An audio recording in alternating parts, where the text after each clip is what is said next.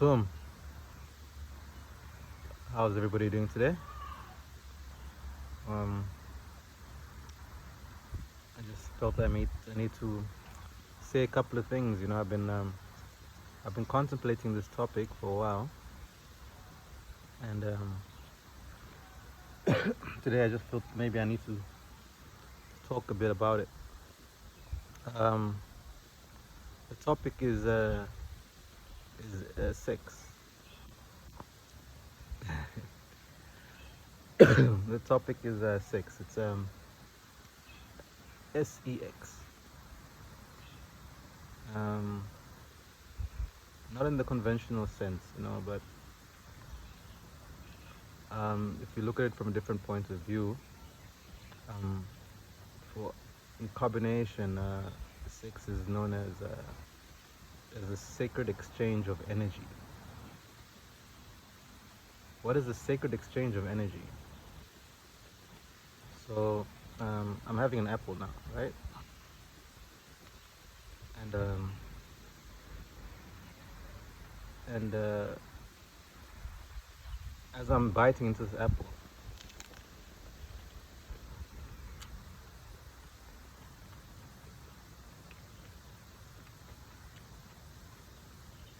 and I'm taking in the fluids, I'm exchanging energy with the apple. It's a sacred exchange of energy. I'm sitting in the sun midday, and I normally sit in the sun. Um, it's also an exchange of energy. So I'm receiving the sun codes. You know, why is this topic very important? So the previous days I've been talking about I've been going on about the grocery stores and the foods they give us. Um, and why? What is the reason why I do that? The reason why I'm doing that is I'm trying to highlight what what we exchange our energies with. We need to be very careful about the energies that we receive. We are spiritual beings. Our bodies are portals that hold our spiritual beings, our souls. You know, so our spirits are constantly taking in from our environment. You know, what you listen to affects you. Um, what you put into your mouth affects you. What you see affects you. You know, so these are just aspects that you need to have a look into, and and try and give yourself the best. The idea is to give yourself the best. That is what allows you to grow as a person. Anything that's that hinders your growth, you need to really look at it, and and try and eliminate that from your life in order for you to grow. Um, and part of our diets, well, our biggest diets of intake, the biggest thing that we take into our bodies is human contact. You know, people form part of our diet. You know, people can either stress you out, or people can either uplift you. What you choose to take in to your being, you know, will determine where you are in life in a way. So, for instance, I'm having a good day today. Chilling in the sun, relaxed on my mat. Um, and if I was to get a phone call from somebody who has just issues, you know, and that person calls me and starts dumping their energies onto me, um, I will immediately, by listening to that information and whatever they're giving me, whatever they're telling me that's negative, I will take in that energy. That energy will sit in me, you know. So it's something we need to look at. And so it's part of our diet. So it all comes back to what I was saying initially when I'm saying all is sex, sacred exchange of energy. We need to guard our energy. We need to safeguard our energy. We need to really, we should be almost like customs officials when it comes to your energy, what you surround yourself with, what you listen to, who you hang around. Who you hang around is the biggest, is your biggest energy sucker. They become energy vampires. You know, it's so important to preserve your energy for your ascension and for your growth, your own personal growth. Really look into those things and and and and try and filter. What really what doesn't serve you. You understand? Once you do that, you're able to then grow within. You know, we often tend to negate these issues, but the people in your life could be your biggest stress issues. And most of the time you find that they are, you know. So you must really choose what you bring into your life. You could be in a relationship, that's one-sided completely, but because of the kind person that you are, or maybe you have invested a lot into that person. You feel that, okay, I need to stick it out, but if this person doesn't have your interest, or if this person is almost like a negative aspect or a negative character in your life, why then would you put yourself in such an environment? It's so important to control your environment. It's so important to see what you watch. We never stop absorbing things as human beings. We absorb everything. So we need to really control our energies around us, our energy space. Our bodies are just an avatar for our soul. You need to know what you feed. You need to eat the right food.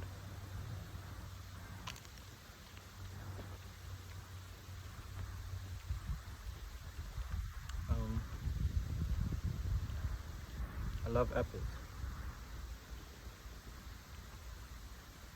How great is God?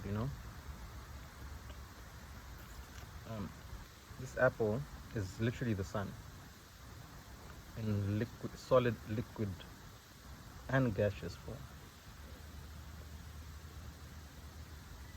And the sun is the source of all energy. So this is the energy I'm taking in. I'm having intercourse with the apple, the fluids, liquid form, the oxygen, gaseous form.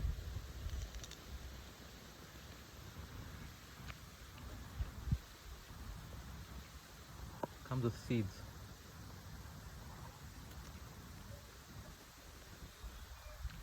The seeds are there for me to give back to the earth.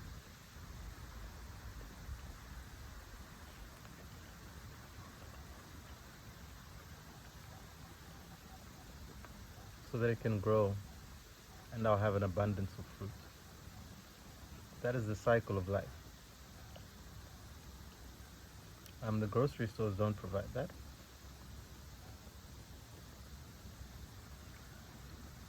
You know, I'll get into the grocery stores, but but the point is, you need to really control your surroundings, your energy. Um, what you listen to is very important. Who you hang around is very important. Rather be by yourself for a minute.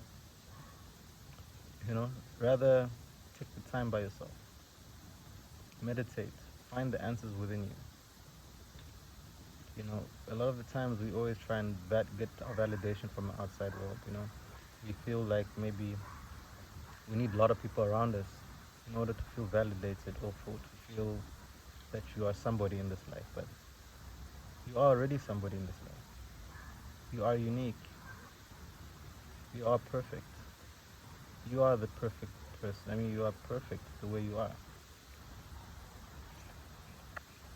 You don't need other people around you. You don't need certain energies around you.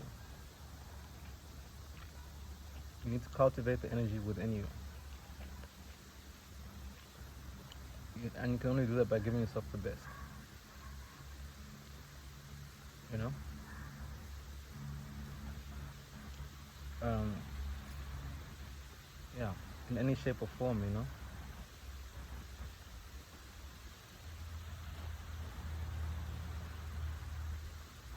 Well, that's my thought for today. If you feel that, if you feel like it's a controversial topic, you can discuss it. But for me, being a okay, so the term is peopletarian. You know, in my previous, when I used to work in Babylon, I used to, uh, I used to party a lot, you know, all the time. You know, of course, I had what I needed to have to party every weekend. You know, and I realized that it just take a lot out of me. I never understood I didn't understand that we, we have an EMF, um, we have energy, we have an aura around us. I didn't understand that we take in people's auras wherever we go. You know, if somebody's slaughtering a cow there, all right, that trauma, you know, by seeing it, you know, you're absorbing trauma into your life. You may not see it, but your subconscious records it. Your subconscious never stops working, never stops sleeping. You may be unconscious of what it's doing, but you are seeing it and you are taking that in. That's energy exchange. That's intercourse.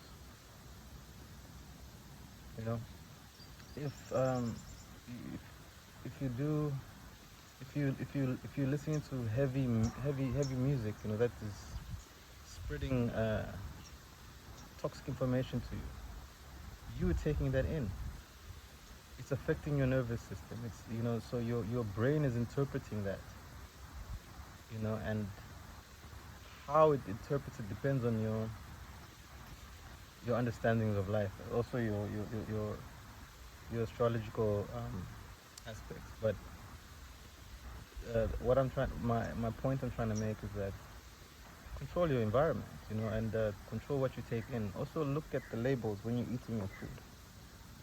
This is why I think it's best that you go raw. You eat your food. You eat your food directly from the trees. You see, it must have seeds so that you're getting that direct sunlight. This is the sun in solid, liquid, and gas form. I know it's safe. When you're going into the grocery stores, how often do you look at the ingredients? You know, I had a thought the other day about um, how we how we disconnect with nature casually, you know, without even thought, you know. Um, and I was looking at how we drink, or how we've converted our breast milk. Our women have converted the breast milk into cans. You know, how do they move from, you know, giving breast milk comes, as you know, the breasts are a portal for food for a baby. How did we move from there to, you know, powder? How did it move from, you know, mother nature into powder form? What is the psychological mathematics behind that? You know, you've substituted our natural milk into into powdered canned milk, and for some reason we think that is safe. The canned so-called milk that is made in a lab, it lasts on the shelf for 3.5 years. How are they able to turn cow milk into powder that lasts for 3 years on a shelf? That is a serious process. It's made in a lab. Not only that, that milk has to be boiled, extreme temperatures. You have to break down whatever stuff is in it. You have to really break it down to extreme temperatures. You have to boil that water for 15-20 minutes, that milk before, but the crazy part is that you have to put it in a plastic that you microwave, you know put it into the process itself, it doesn't make sense. So, and then you give it to the child, whereas God made a breast to feed your child. Just have a look at that, and I'm not to judge anybody, but it's just a thought, how we can convert, how we've moved from our natural instincts to providing milk in a can for our babies. So, yeah, it doesn't sit well with me. So I just have to be honest about that. Anyway, but that's also an exchange of energy. So what you take in, so you need to really look at that. What is in that can anyway that has made it preserved that can make it be preserved for 3 years? What acids do they have to put in there? What synthetic things? How do they break it down from the cow into a powder form? So let's just get more conscious about that. Please, let's see. And it doesn't matter the brand. All these brands, just different prices. The one brand is, the point of the matter is that, you have to give your child what comes naturally. It's the safest way, by any means necessary. That's what you need to do. Don't always run to the grocery store or whatever,